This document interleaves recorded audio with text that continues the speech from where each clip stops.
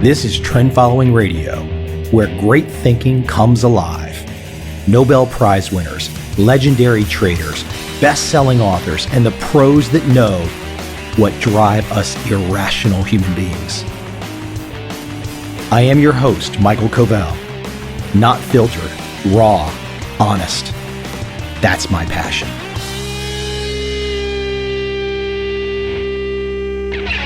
I've lost track at how many times my guest today has appeared on my podcast.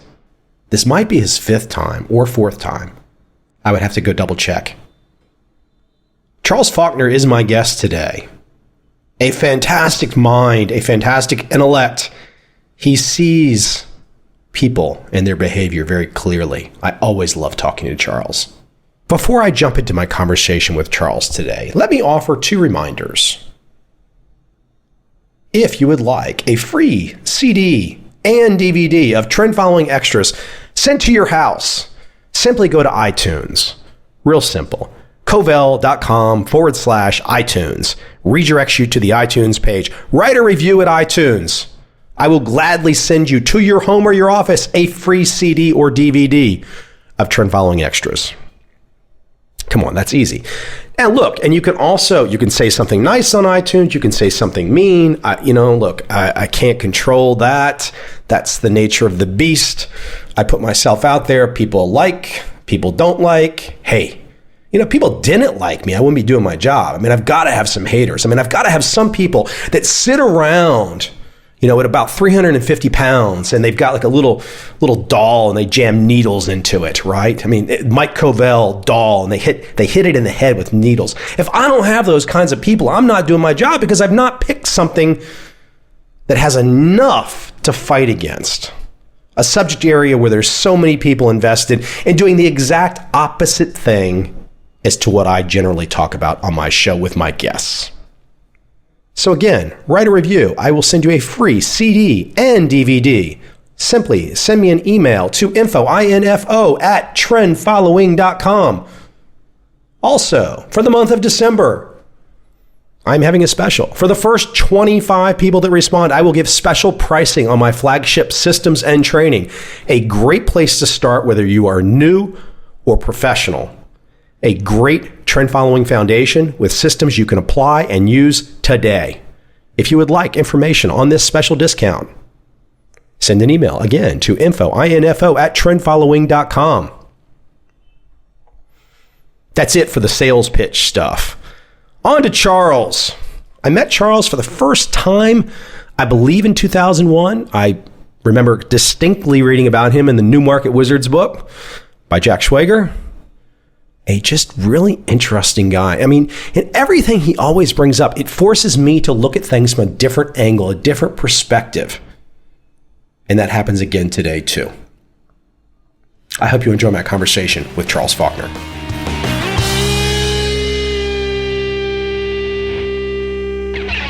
I haven't let you know yet. I'm going to be there in January. Yeah? Where are you going to be? South Vietnam. We're going to do North Vietnam, South Vietnam, Laos, and Cambodia, my wife and I. We are going to surely have to grab a dinner at least.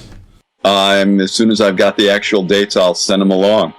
I'll probably be back here the first week in January, so. That's when we're headed out, I think, that first week, the second week. Yeah. Okay. Well, I'll be back for sure. How goes everything? I know you've had an interesting year. Coming face to face with aging and mortality and the American medical and insurance industries. But you postponed the mortality thing for a little while. That's always good, right? Yeah, well, I know I'm still into the mortality thing. Everything seems to be working fine, but that's what I thought beforehand.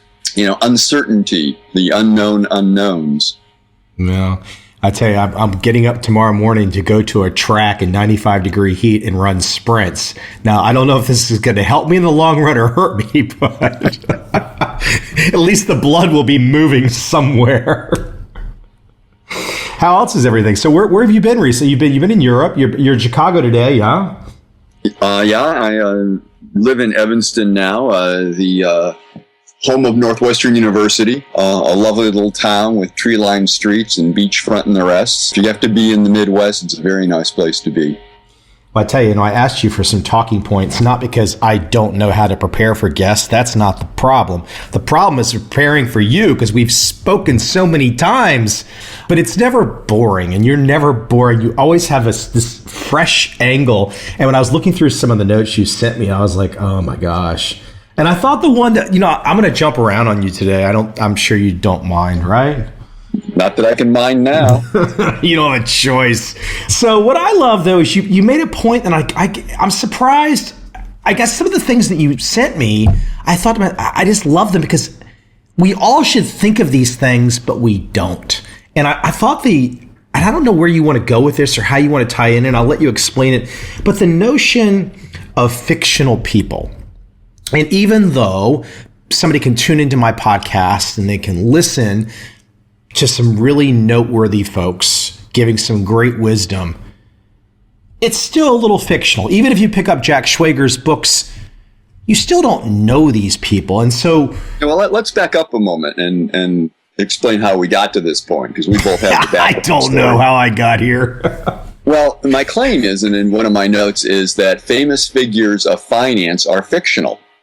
And then I softened and I said, most famous, but really, they all are. And here's why, is that the way we make sense of the world, and the research is in, the way we fundamentally make sense of the world is through stories, is through metaphors, through frames and so forth, these linguistic devices, if you will. But we know what they are, because we have a deep, rich experience. All of us know what a well-told story is like, and we all know when we have a turn of phrase or a way of thinking about things that shows us something in a new light.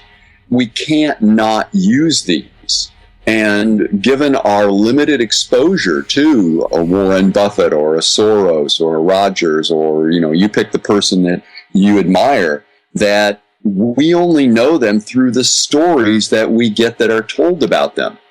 And those stories are not neutral, starting with they cannot be complete. They aren't the person's life. They're selected snippets of their experience. And moreover, what we know now is that they're what people consciously think are important, whereas the real machinery, the real stuff going on, is very often unconscious and outside of the person's awareness. So even when somebody tries to talk about what they think were the important influences on them, they're going to use the availability bias. They're going to use hindsight bias. They're going to have the blind side bias and all the rest of them, all those biases from behavioral economics. Us, can't even tell the truth about ourselves, even if we wanted to. I want to add, though, and I was going to add there at the beginning, which is, I think, an important point, and you say this very succinctly, which is most people have little or no direct extended contact with famous others. And so they only know them through the simplified and often, just the simplified stories. That's how they know them. You and I have been fortunate, maybe not fortunate in the sense that we make our own luck, but you have spent a career reaching out, getting to know people that have achieved at certain levels. I know I've done my level-headed best, not just to get on the telephone, but to get in front of people over the last 15 years. And that is quite different than perhaps some of the idolatry that takes place in the online chatter worlds these days. Yeah, absolutely. And as I say, even if you do know them, you still know them in limited circumstances. Sure. And this is a funny thing, is they know themselves that way, is that one of the things I get into is how these people who have achieved in one area of their life will then assume they have the same kinds of great insights in another area of their life. When we do this with other people, we call it the halo effect. When we do it with ourselves, other people call it deluding ourselves. But we all are doing this, and we're doing it through stories. So yes, that idea that the famous figures of finance are fictional, to you, for the most part, to all of us, that's not a bad thing, but it does mean we want to take things with more than a grain of salt.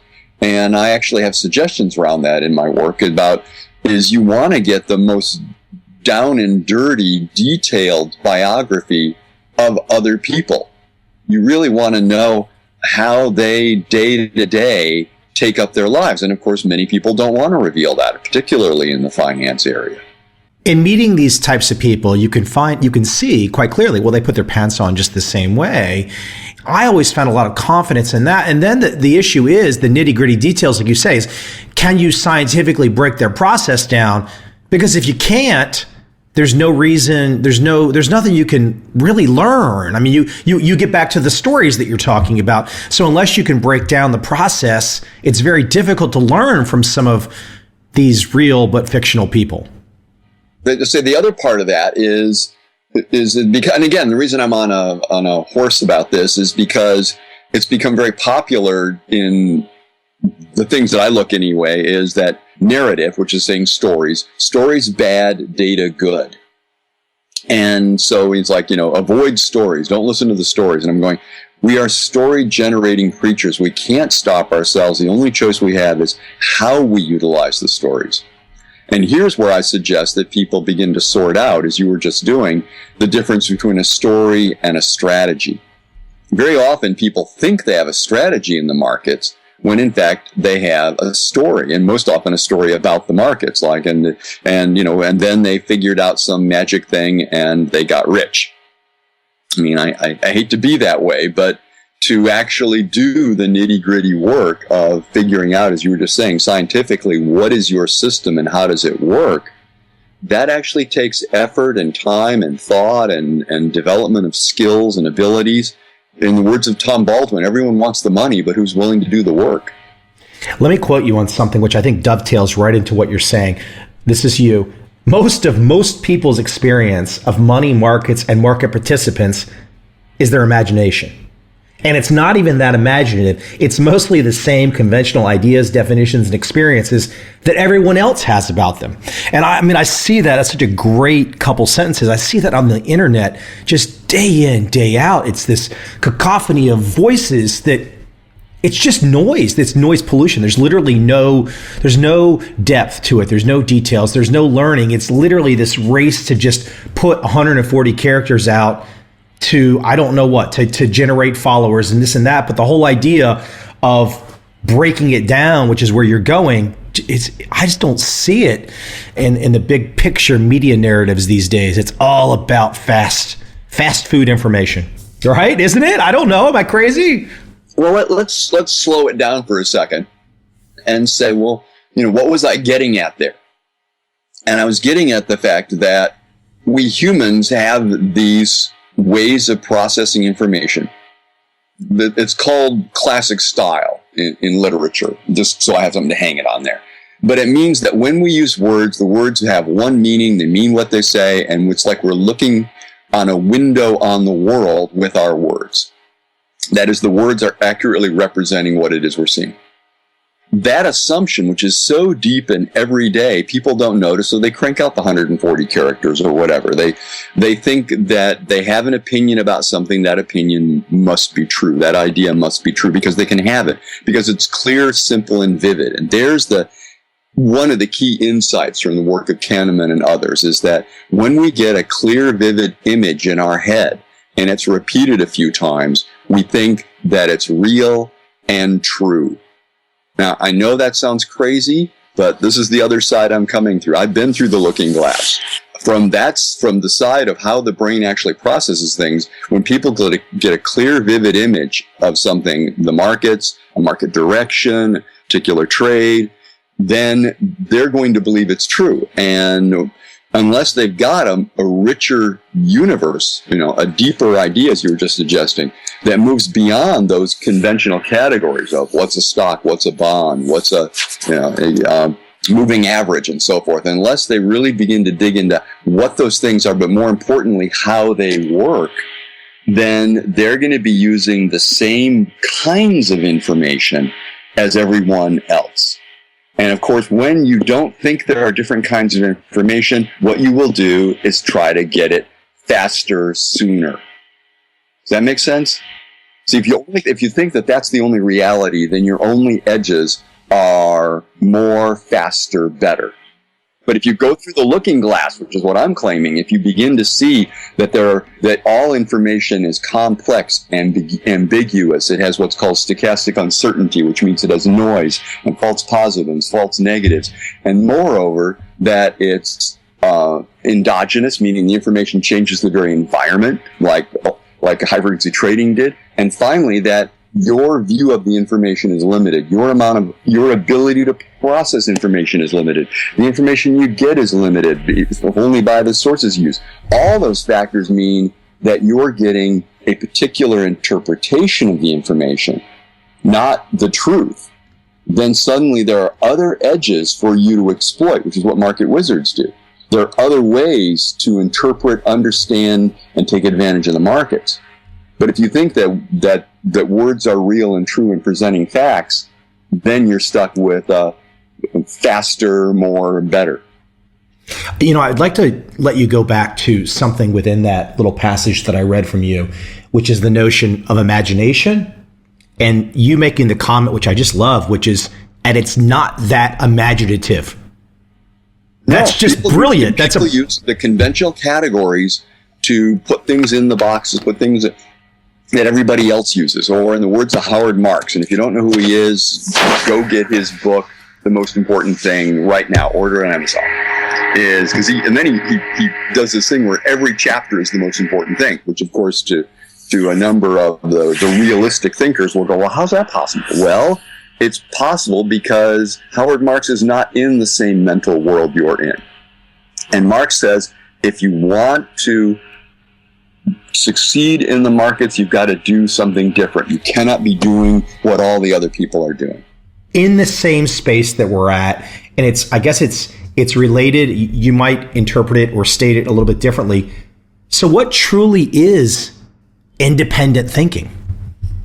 Okay, independent. Yeah, I have quite a harangue about this because we live in a society that assumes, again, this is because of these conventional categories, that everyone is an independent thinker of their own mind with their own responsibility for what they think and what they do.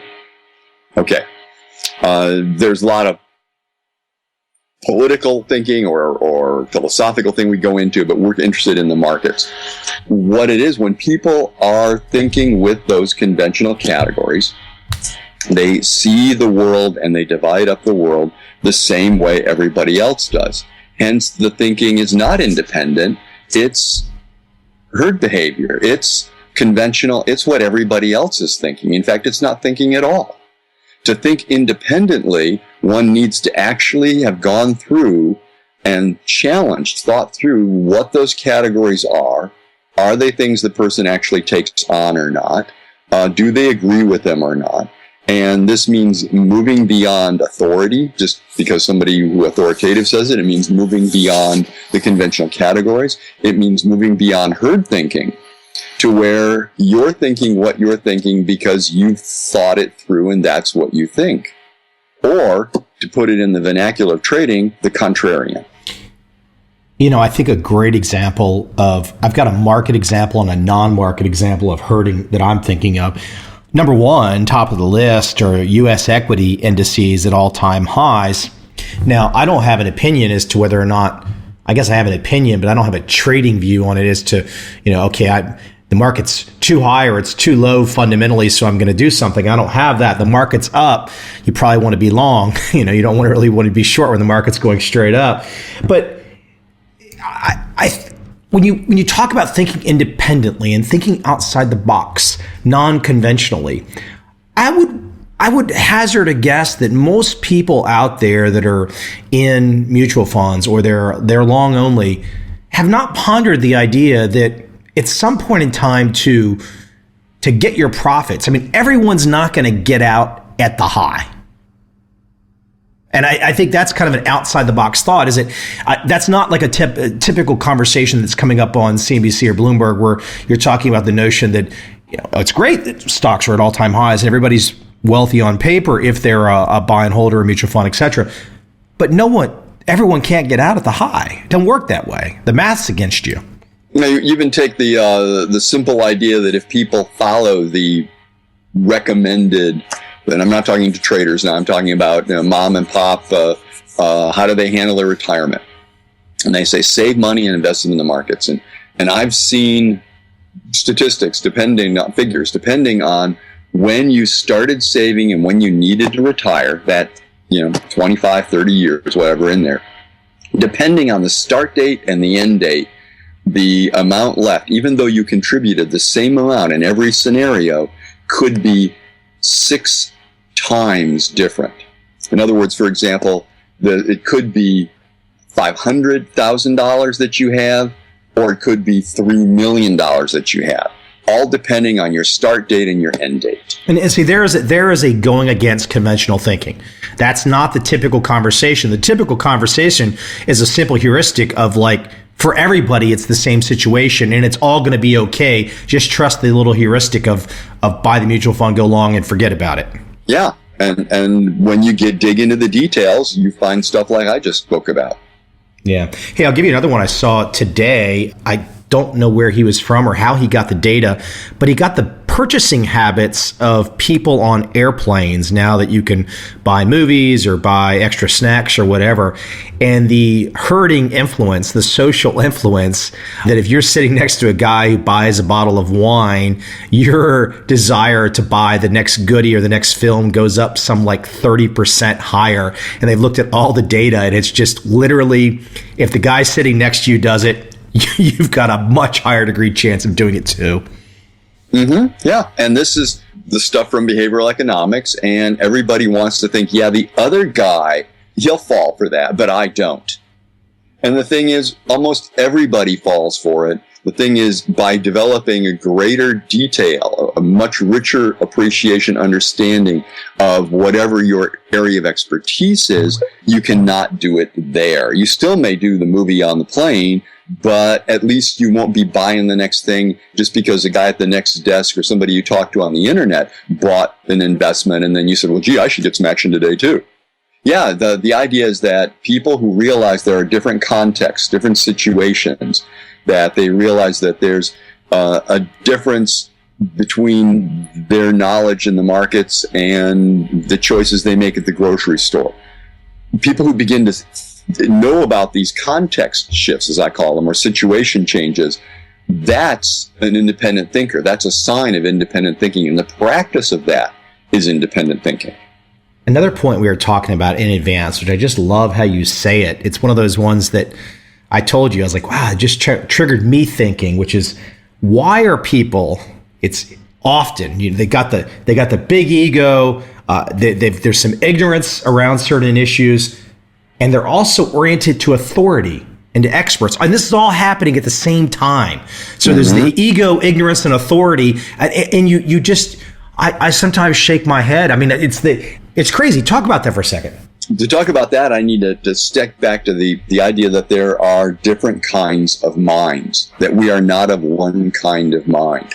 For ease of remembering these, because there are 5 of them, is I've named them. And there's the experiencing mind, which is what you see is what you get. These are people that reference direct experience. There's the imaginative mind, which is an imaginative mind. People think it's like fairy tales, but no, when you think about the future you want, you're imagining it. When you think about the past, people actually don't have photographs in their head. The research is in. People draw on bits of experience and create a past memory at that moment. It's at least in part, if not in large part, an act of imagination. So, and people using the categories and projecting those forward. What is the market going to do? Prediction is imagination. So the imaginative mind is quite prevalent. Then there's the reasoning mind, where everybody likes to think they live. But the reasoning mind, this is what we go to school for years and years to develop, because it is so much work and takes so much mental effort to think things through. And even then, we can get really clever at our numbers or really clever at what we do, but we won't stop and go, is this really the best thing to do? And that's the reflective mind. The reflective mind can actually put the clutch in or put the brake on, whatever you've got. Is this what I want to respond to? Is this the situation as it really is? And these are the people that can look at it from different angles, that understand the world is ambiguous and so forth. And then last is the generative mind. Well, let's drop back again.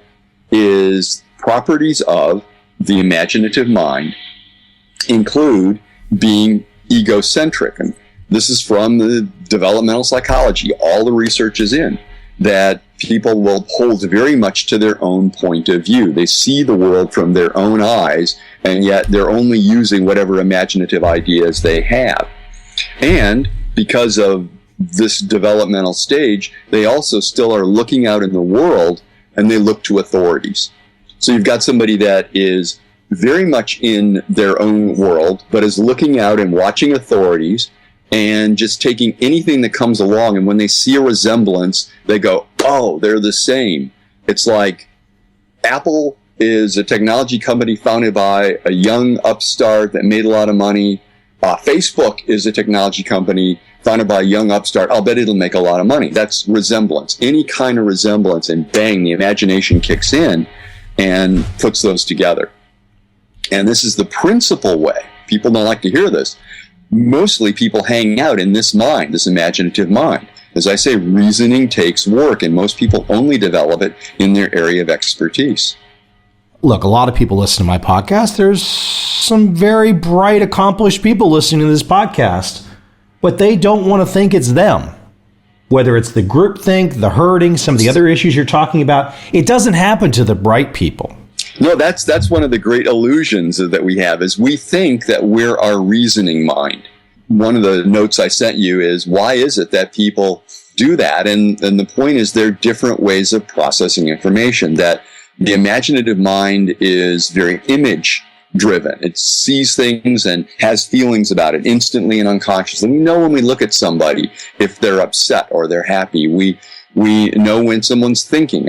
All this stuff, it's perception is a form of thinking, but we don't experience it that way. We experience it as perceiving. We just know. We interpret experience immediately. And this is this imaginative mind. To think things through step by step, that we use words to hold stuff down and to get it into sequence and so forth. And so it's a different kind of reasoning process. And I don't know what it is about the way our brains are built, but we think we are that step-by-step reasoning, talking to themselves person, and we don't think that we are that person who just sees the guy at the next seat on the plane order a wine, and so we order something. You know, Charles, you bring your own perspective. You bring some novel insights. You also are extremely good at curating and synthesizing other either known or not so well-known experts in the field of the mind.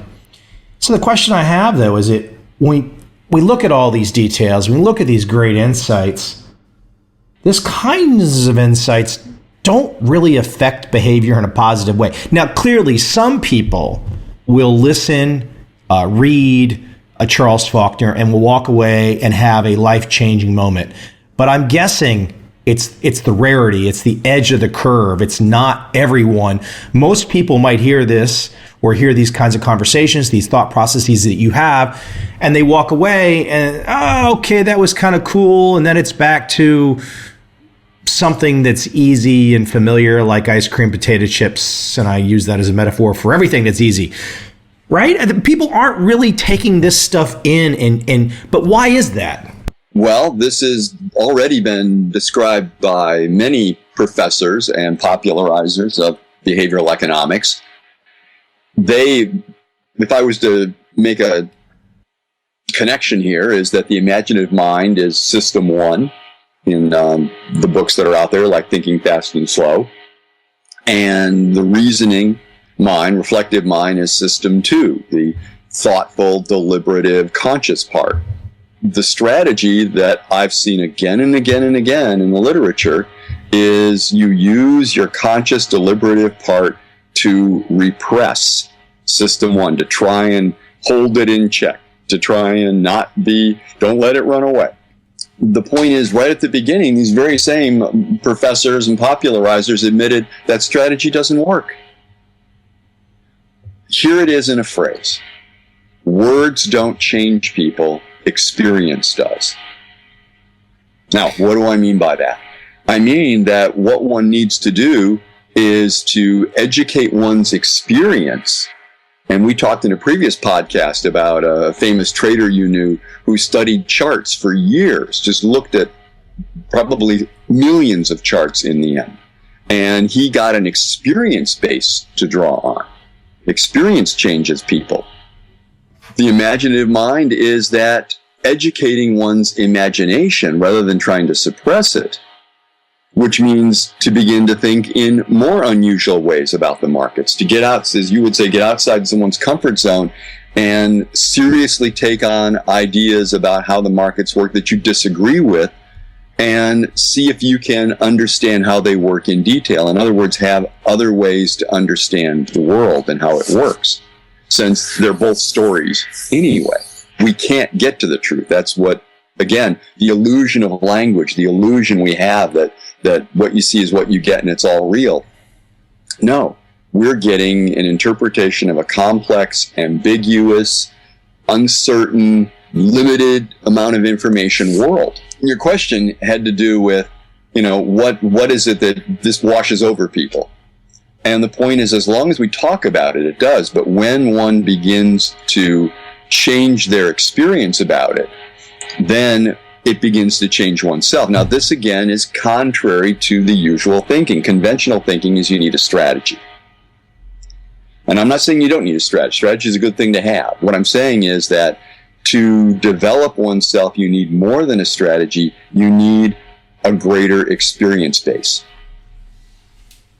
You need to embrace, for example, one of the differences between professional traders and amateur traders is, for better or for worse, professional traders very often have more exciting lives. They go out and spend that money in ways that one saw in the movie The Wolf of Wall Street.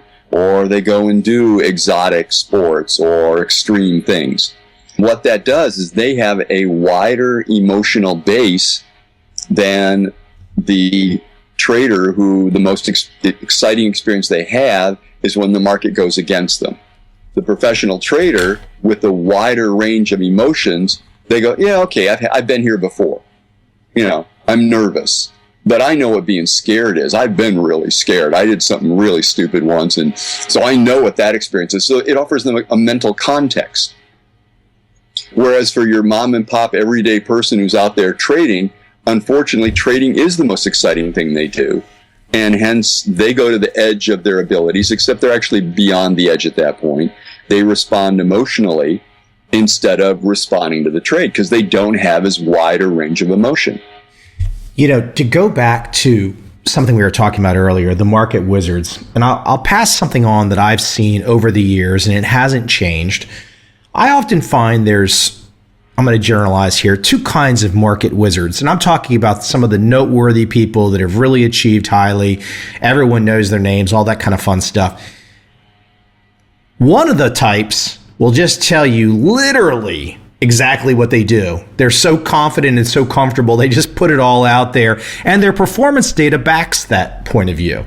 And I'm somewhat talking in the trend following space. It's what I'm most familiar with, and it's easy to find the performance data and see how it matches with the words. But then there are some that will, not in a nefarious way, but maybe their words about what they do doesn't exactly match their performance data.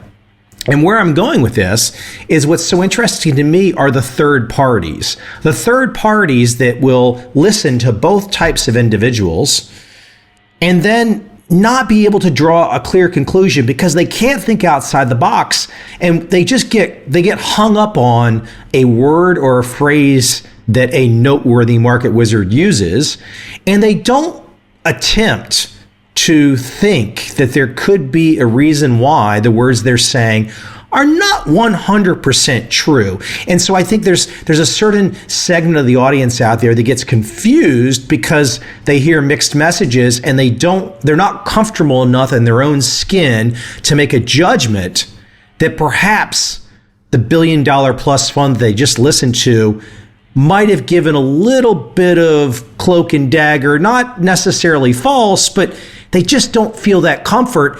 And so again, it gets back to the issue of you have to have the imagination and be able to perceive what's really going on versus just trusting. It's not just idolatry. I say that again, but I think it's a good word. I see that so often in my world. People just want to worship. They don't want to understand. Well, yeah, that's level 2. That's the imaginative mind. Is that but even to add to what you said is, given that there are these different kinds of minds, market wizards, the ones I've been able to speak with and be up close and personal